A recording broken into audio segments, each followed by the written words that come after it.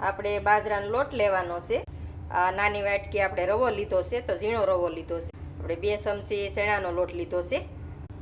1 વાટકી આપણે દહીં લીધું છે, તો થોડુંક ખાટું દહીં લેવાનું। હવે એને આપણે આ રીતે મિક્સ કરી લેવાનું છે। તો આજ આપણે પાલકનો હાંડવો બનાવવાનો છે, તો એના માટે આપણે શિયાળો છે તો બાજરાના લોટમાં બનાવવાનો છે। હવે આપણે થોડું થોડું પાણી નાખતું જવાનું છે ને બહુ આસું નથી કરવાનું, ઘાટું રાખવાનું છે ને મિક્સ કરતું જવાનું છે। તો આ રીતે આપણે મિક્સ કરી લીધું છે ને જો આસું નથી તો એટલું જાડું રાખવાનું છે। અને હવે આપણે ઢાંકીને સાઈડમાં મૂકી દઈએ 5 થી 10 મિનિટ।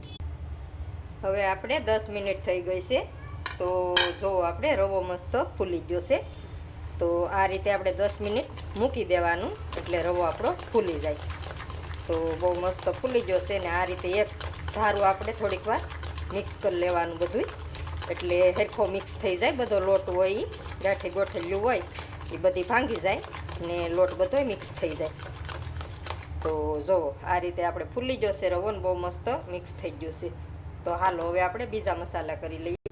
હવે આપણે દૂધી લીધી છે, તો દૂધીને ખમણી લીધી હતી તો એ નાખવાની છે। હવે આપણે ગાજર નાખવાનું છે, તો ગાજરને આપણે ખમણી લીધું છે। હવે આપણે પાલક લીધી છે, તો પાલકને આપણે કટિંગ કરી લીધી છે ઝીણી ઝીણી, તો એ પાલક આપણે વધારે નાખવાની છે। તો હવે આપણે આદુ મરચાંની પેસ્ટ છે, તો આને વાટી લીધી છે મેં।